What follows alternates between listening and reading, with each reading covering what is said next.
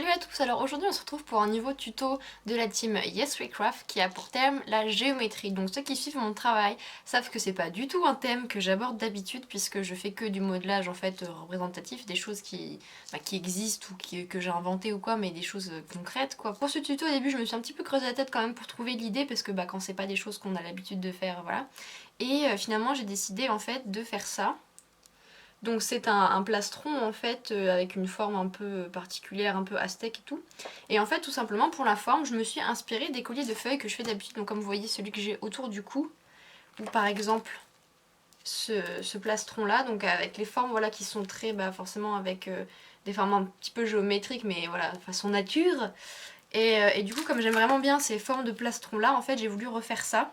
Ces colliers là vous pouvez les retrouver sur ma boutique. Donc n'hésitez pas à aller voir les tutoriels des autres filles de la team, donc tout est en barre d'infos. Et également à la fin de la vidéo j'ai fait un petit montage avec les photos des créations de mes tutos YesWeCraft que vous avez refaites. Donc surtout si vous refaites mes créations YesWeCraft, n'hésitez pas à me les envoyer par mail. Donc j'ai mis mon adresse mail pro en barre d'infos aussi, parce que comme ça vous allez pouvoir passer en fait, votre création passera avec votre pseudo, le pseudo que vous aurez choisi, à la fin de mes vidéos YesWeCraft, et je crois que la plupart des filles vont faire pareil, donc surtout n'hésitez pas à envoyer les créations que vous faites avec les tutos YesWeCraft. Donc voilà, je vous laisse tout de suite regarder ce tuto. Alors la première étape en fait qui est la plus longue et la plus prise de tête, c'est le traçage du patron, parce qu'en fait il faut faire plein de losanges donc qui soient mis de façon harmonieuse en fait ensemble pour former quelque chose, et c'est pas évident de faire des losanges qui soient vraiment bien losanges et pas des trucs un peu bancaux. Donc comme je suis une fille un peu sympa, je vous ai mis le patron donc en barre d'infos, je l'ai scanné et j'ai mis en image, comme ça vous pouvez l'imprimer directement parce que c'est vrai que sinon c'est long. Donc pour celles qui veulent faire leur propre patron, une fois que vous avez fini de le tracer, vous venez découper autour mais seulement de la moitié. Vous venez plier au milieu du gros losange et en fait vous venez venir tracer le contour du papier qui a été plié pour avoir la forme symétrique de l'autre côté. Vous pouvez venir retracer les lignes mais c'est pas obligatoire. Une fois fini de tracer, vous venez couper le reste du patron. Voilà ce qu'on obtient, donc ça fait un peu un motif aztèque, ethnique, voilà, un peu diamant. Alors moi je choisis de faire un dégradé entre de la fimo émeraude et de la fimo menthe, mais vous choisissez les couleurs que vous voulez et vous n'êtes même pas obligé de faire un dégradé. Donc moi, pour petite anecdote, c'est la première fois de ma vie en 6 ans de fimo que je fais un dégradé, donc voilà. Donc je me suis aidée de la vidéo de Fancy Puppet pour voir comment on faisait, parce que c'est vrai que je m'étais jamais renseignée avant. Donc tout simplement vous coupez vos deux triangles de pâte pour faire votre dégradé, donc je vous laisse regarder sa vidéo parce qu'elle explique très très bien.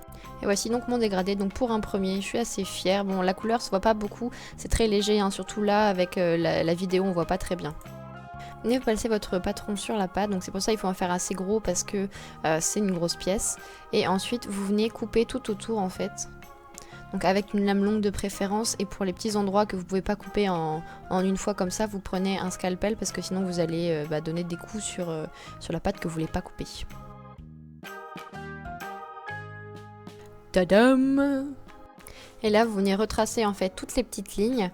Donc soit vous faites les losanges complets en fait, soit vous faites juste les bordures comme ici je fais au début, et ensuite vous voyez que je vais faire l'intérieur avec à chaque fois la croix en fait à l'intérieur de chaque losange. On va faire une première cuisson, donc vous enlevez délicatement et vous passez au four, donc 110 degrés pendant 30 minutes. Une fois la cuisson terminée, on va venir étaler une grosse plaque de noir parce que je voulais faire ressortir les couleurs parce que sinon c'est trop fin. Donc vous venez mettre de la fimo liquide au dos de la pièce cuite et vous venez la mettre sur la plaque noire. J'ai décidé que je voulais laisser un petit peu noir de dépasser en dessous, donc en fait je coupe autour de la pièce mais avec 1 ou 2 mm en fait autour des contours bleu-vert pour que ça puisse dépasser en dessous, parce que je vais refaire ressortir les couleurs et ensuite pouvoir marquer les rainures. Donc faites attention que la pièce bleue soit bien collée à la pièce noire pour pas qu'il y ait d'espace une fois que ce soit cuit. Donc avec la fimo liquide ça fait un très bon liant. On repasse une fois au four. Là c'est le moment où on va pouvoir faire les gros barbares bourrins avec de la peinture acrylique. Donc avec un pinceau fin quand même, hein, parce que bon, on a le droit d'être barbare mais faut pas déconner non plus. Vous allez venir marquer toutes les rainures en fait. Donc faites ça grossièrement, on s'en fiche parce qu'après on va pouvoir nettoyer. C'est juste histoire qu'il y ait bien de la peinture qui se mette au milieu des rainures pour une fois qu'on essuie en fait, il y a la peinture noire qui reste dans le fond parce que la lingette ou le coton n'aura pas pu attraper cette peinture noire qui est au fond. On va venir essuyer avec de l'alcool à 90 degrés, donc vous voyez qu'à gauche là il y a une espèce de tache parce que je l'ai avec du dissolvant et ça marche beaucoup moins bien, ça fait des grosses taches dégueu. Donc à chaque fois changer de coton pour en prendre un propre pour qu'il y ait vraiment le moins de traces possible à la fin. Et voilà, vos rainures sont toutes fines et bien marquées avec les peintures noires. Moi je choisis d'appliquer un vernis à la fin pour que ça fasse plus brillant. Ce tutoriel est terminé, j'espère qu'il vous aura plu. N'hésitez pas à vous abonner à mes différents réseaux sociaux ainsi qu'à ma chaîne YouTube pour d'autres vidéos.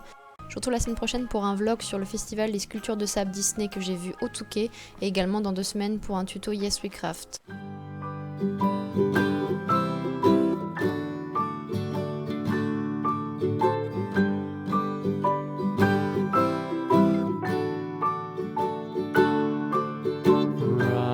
Rock-a-bye baby on the treetop.